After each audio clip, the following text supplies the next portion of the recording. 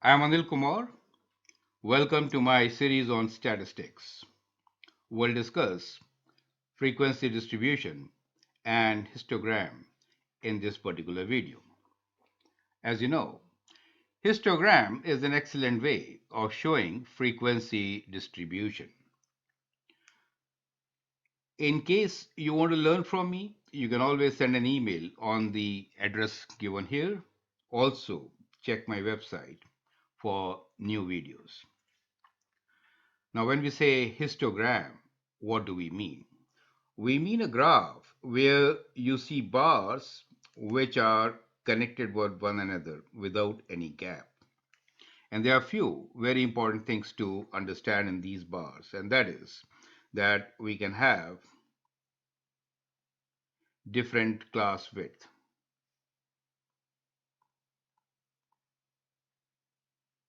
You can say class interval.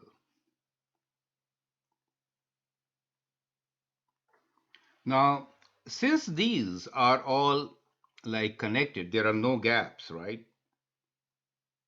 No gaps between the bars.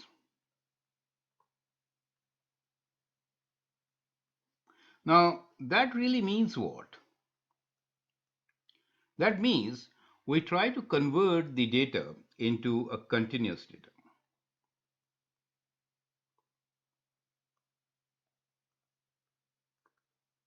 So even if the data is discrete, we'll kind of convert it into continuous data, right? So that's the beauty of the histogram. And once you have a continuous data, we'll have an assumption, and the assumption will be that all the elements are linearly distributed.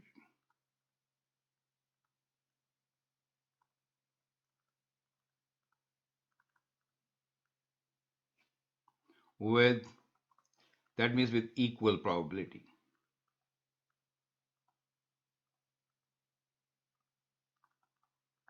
within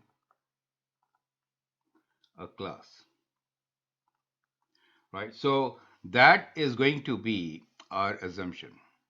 So this is the base of histograms when we are talking about representing frequency distribution.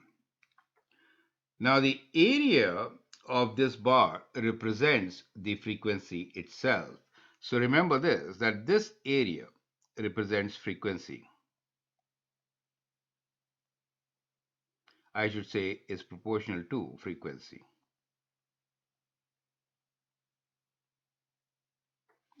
So from the area, you can actually find the frequency. So that means we have the area is proportional to frequency, means that area is equal to some factor k times frequency. Area actually represents the frequency here, right? So when you talk about the class interval, in that case, the class interval is shown along the horizontal side, and height really depends on a factor which will give you the frequency as the area. Perfect. That is the concept.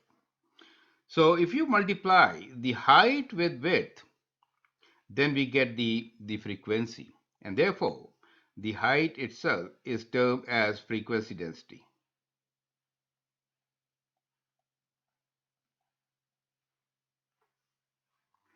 Correct? And since we have a linear distribution, the width times this height will give you frequency. And that means width times the height will actually be equal to frequency. Is that clear to you? So this becomes the concept for us to answer questions related to frequency distribution and histogram. Now with that in mind, let's look into the type of questions we are going to answer. One, let us say this is the kind of group data which is given to us. As you can notice here, we have the class 10 to 13 and then we have 14 to 19. Now, 14 to 19 and 10 to 13, they have different class interval.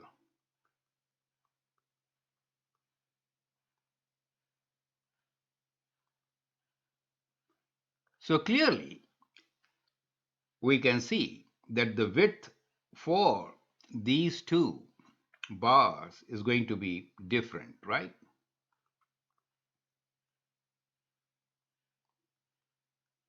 And we need to now calculate the height.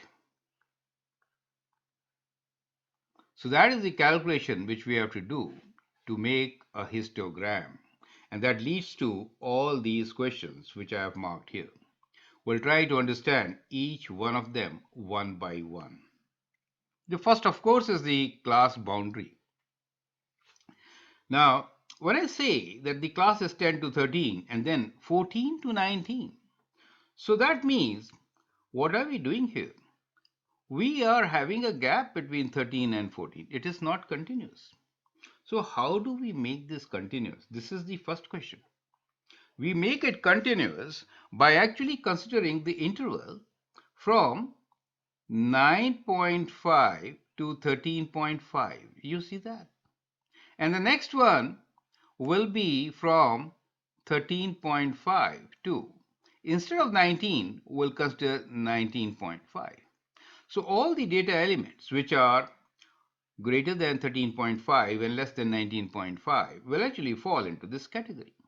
Well, the frequency is not going to change since we are rounding the numbers to whole numbers, and there are actually no numbers at 19.5. They are rounded to higher number, right?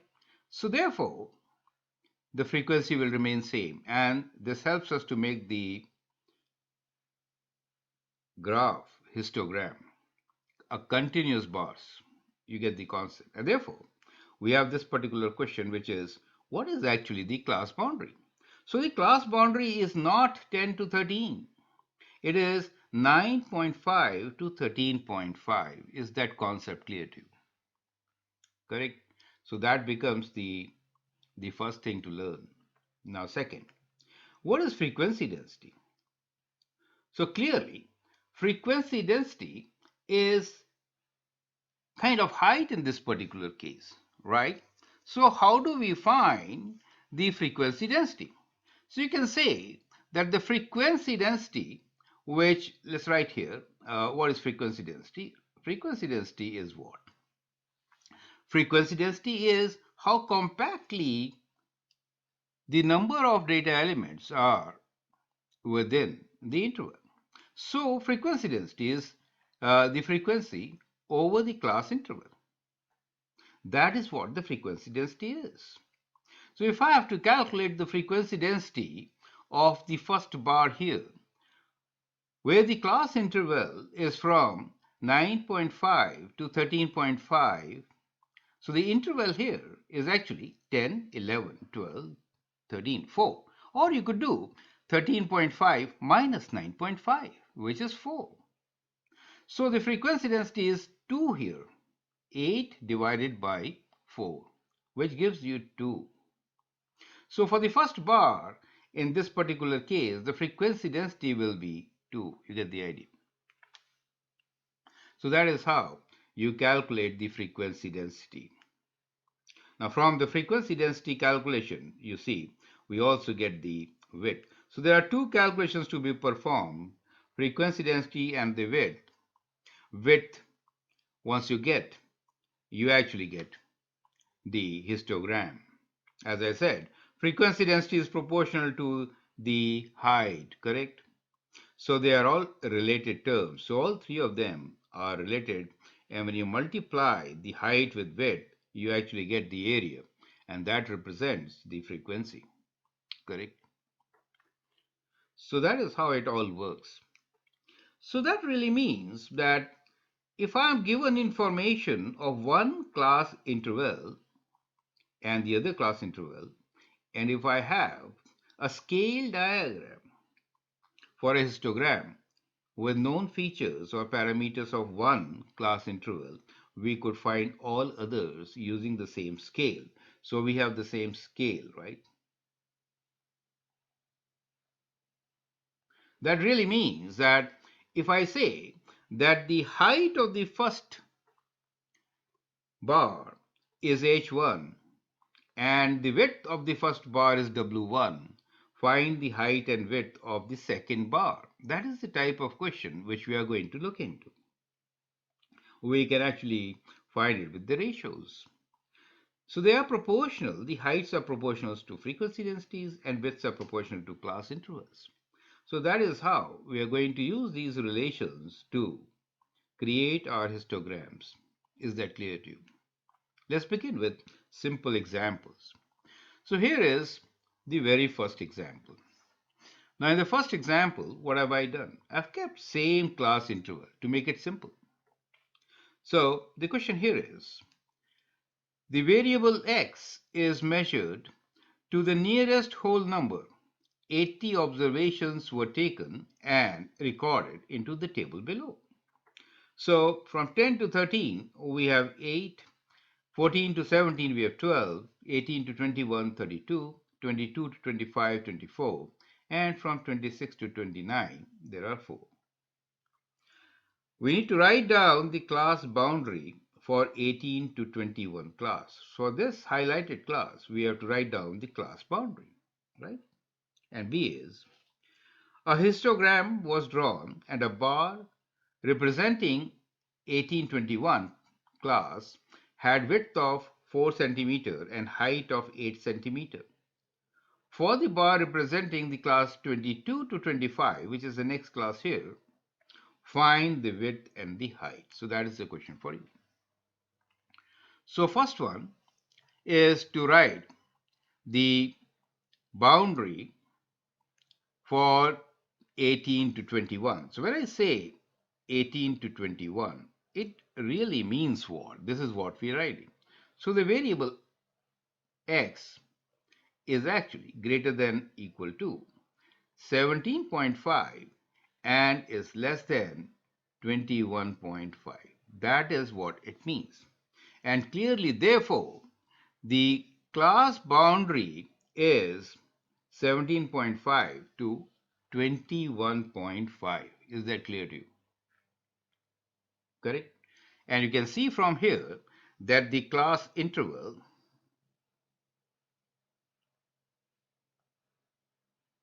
which I am saying Ci is equal to 21.5 minus 17.5, which is 4. So that is the class interval. So I hope this concept is now absolutely clear, right? In this particular case, all the class intervals are 4. They are same, right? So like this, you could actually interpret each and every class. So part A, I think, is clear. And what you also notice here is that we have the same class interval, all right? So that makes things slightly simpler. Now let's look into part B of this question. So it says histogram is being drawn. That means on a horizontal axis, we'll have some width, right? So in between, we do have, let me just make a bar, and then from there we'll discuss further. So let's say there's some bars here. Now we make a bar here. Now, we're saying a histogram has been drawn. The bar graph and histogram has drawn, and a bar representing 1821 class had a width of 4 centimeters. So we're saying that this width is 4 centimeters.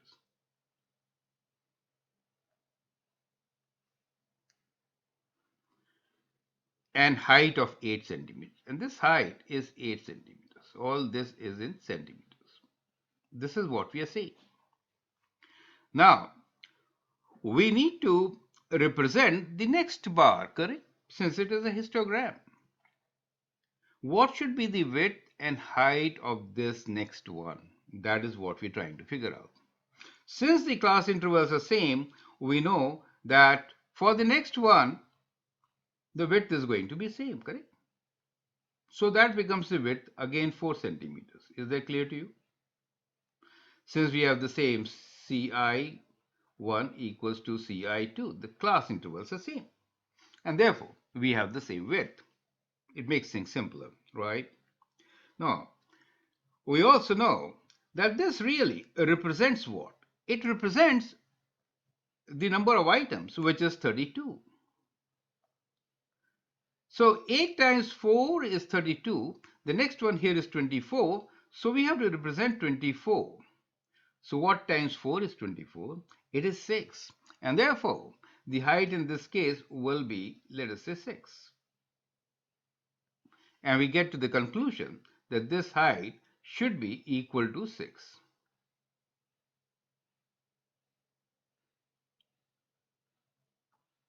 You get the idea? So we are now going to use our terms which are frequency density, height, and width, class interval. These four terms to solve more complicated questions. But I hope you have understood with a simple example what are we trying to say. Correct?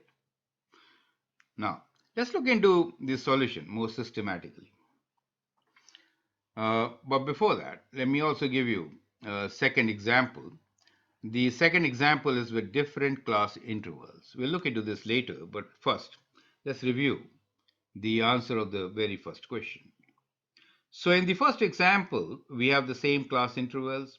All these intervals are of 4 units, right? All these are 4 units. So first part was write down the class boundary for 18 to 21 class. So 18 to 21, we try to make the data continuous, right?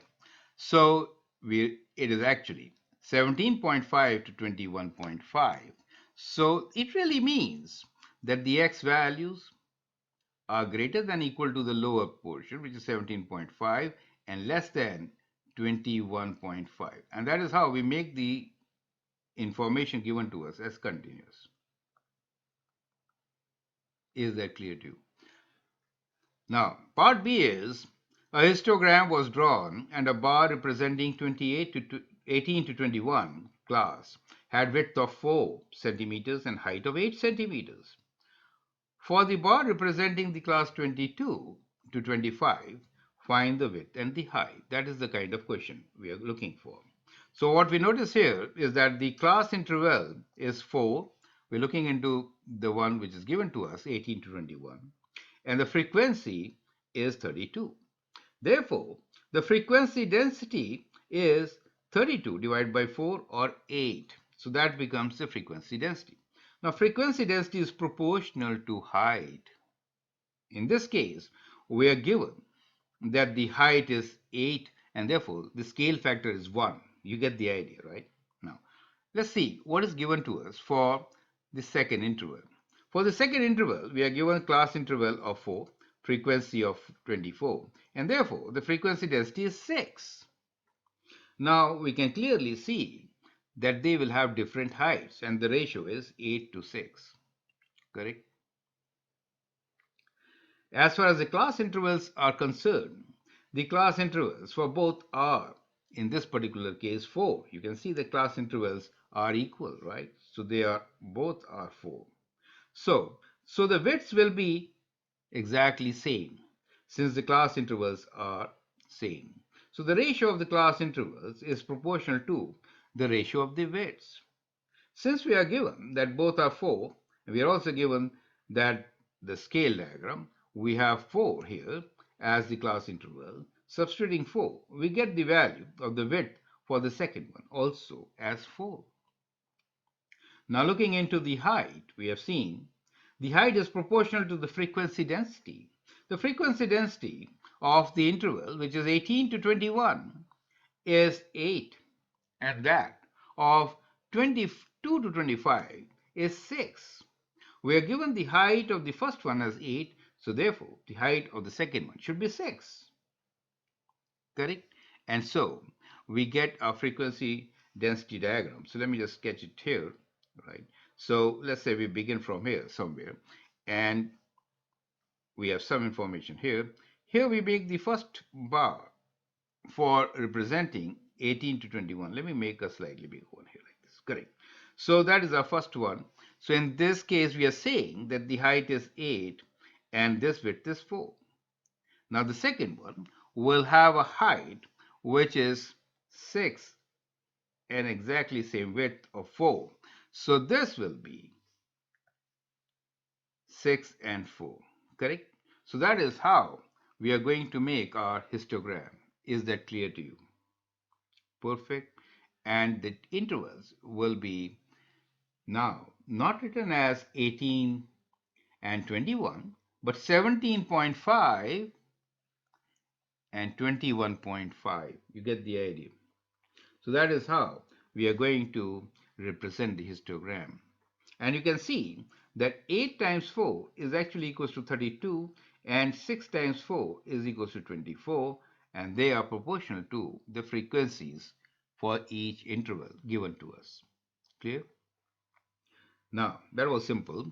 Let's take now the second example where the class interval is different. How do we do it when we have different class interval? We have very similar question here. It says variable x is measured to the nearest whole number with 60 observations were taken and recorded in the table below. So we have 10 to 13, 14 to 19, 20 to 22, 23 to 26, 27 to 30. Frequency being 8, 15, 9, 24, and 4. Clearly, we have seen that these class intervals are different. 14 to 19, 20 to 22, right? We need to draw the histogram. So first question, similar to what we had, is write down the class boundary for 14 to 19, right? So now, let me make this histogram here, kind of, right? So as we did earlier, 14 to 19, whenever you make this bar graph, let's say we make this bar, in that case, the interval is not 14 to 19. It is actually 13.5 to 19.5. Is that clear to you? That is what it means, correct? So it has a width of 6. You can see from here, it has a width of 6 as far as the actual values go. But what is the question saying? So we have done the first part, which is part A. The question B is, a histogram was drawn and a bar representing 14 to 19 class had a width of 2 centimeters and a height of 5. So we're saying this width is 2 centimeters and this height is 5. Correct? Now if I do 5 times 2, I get 10. Well, I do not get 15, I get 10. But 10 should be equivalent to 15, right? So how will it be 15? So we are saying that there is a scale factor. So 15 should be equals to scale factor k times 10, correct? And clearly what we get here is that the value of k is 1.5. So height is basically, there's a scale factor, right? 1.5 times. So you could do height as 1.5, but you have a flexibility. You could also make width, right? But this density, which is called the frequency density, will represent the height, and we can associate the scale factor with our diagram. After all, 10 and 15 are the areas, right? So what are we doing? We are considering area, which is equals to the frequency, correct? So, and frequency is the product of height and width. And that is how we are relating all these terms, right? Okay. Now here, the histogram was drawn with this bar. The question is, for the interval 20 to 20 to 22, find the width and the height. Now for the next interval, which clearly is having a different width, the width is 20 to 22. 20, 21, 22 means 3. Now this is 6, this is 3, so that means that should be half the length, right? Half of 2 is 1, so you can actually do your calculations in this fashion also, correct? And get your result. So I'd like you now to pause the video and answer the question. The concepts in mind is you could use these relations to calculate the height and width. Is that clear to you? Perfect. So let's into the solution for this particular question now. The solution is before you. So we have a class intervals which are changing, correct? And we need to draw a histogram. So remember, you can always draw a histogram with different intervals. Second, these should be continuous and that reminds you of that when I say 14 to 19, it really means from 13.5 to 19.5. Strictly speaking, the value of x in this particular case is greater than equal to 13.5 and less than 19.5. Is that clear to you? And within this interval, the frequency is 15. Now, part B is a histogram was drawn and a bar representing 14 to 19 class had a width of 2 centimeters and height of 5 centimeters. So it's a scale diagram, like you make a map. For the class of 20 to 22, find the width and the height. Correct? So that is the question for you. So clearly, we can actually make a histogram here. So we have some information here, right? This is for the interval before, but let's focus on the first one, which is 14 to 19.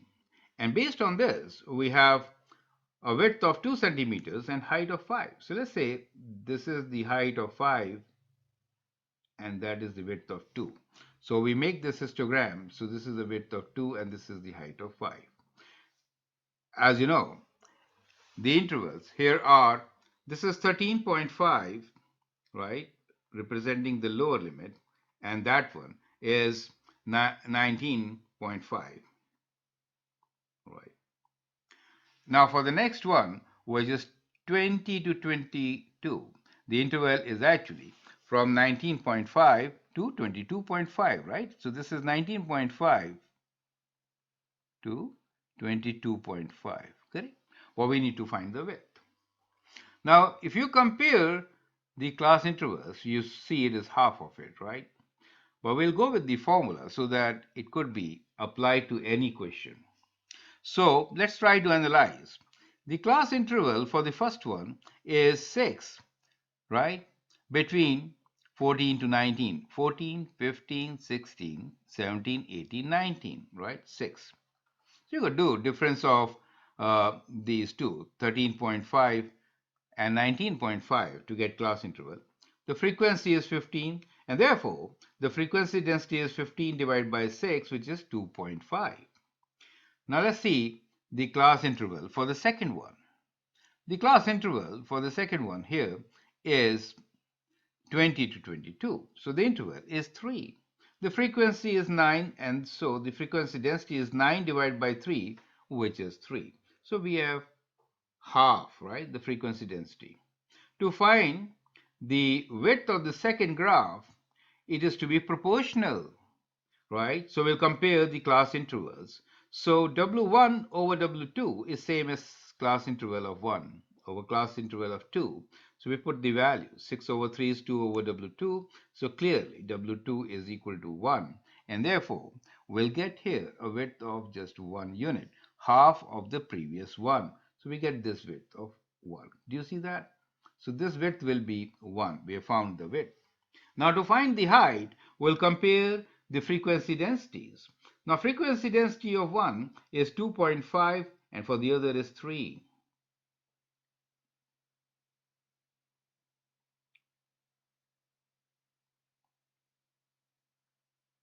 Correct? This 9 is within interval 20 to 22 and therefore the frequency density is much higher. You get the idea. And therefore the height also expected to be higher. So we put the ratios. 2.5 divided by 3 is 5 over h2, and clearly from here we can calculate what height is. So h2, the height of the second bar, will be equal to what? Just cross multiply 5 times 3 over 2.5.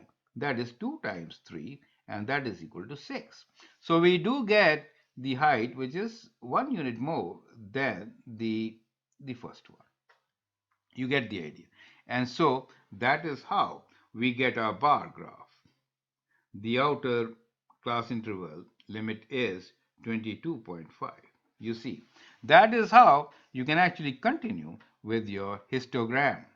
Correct? So this becomes the histogram for you. Now clearly, the area represents the frequency. Perfect? And that is how you do it. So I hope the concept is absolutely clear. So that is coming back to our concepts.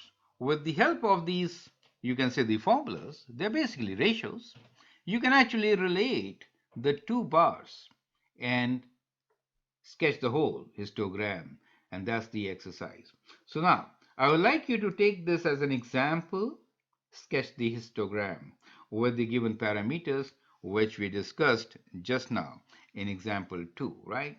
So with these given parameters, we are given one particular bar and you need to sketch rest of them. I did the second one for you, but do how will you do the other three? So take this as an exercise. I hope that will really help you. Feel free to write a comment, share your views, and if you like and subscribe to my videos, that'd be great. Thanks for your time and all the best.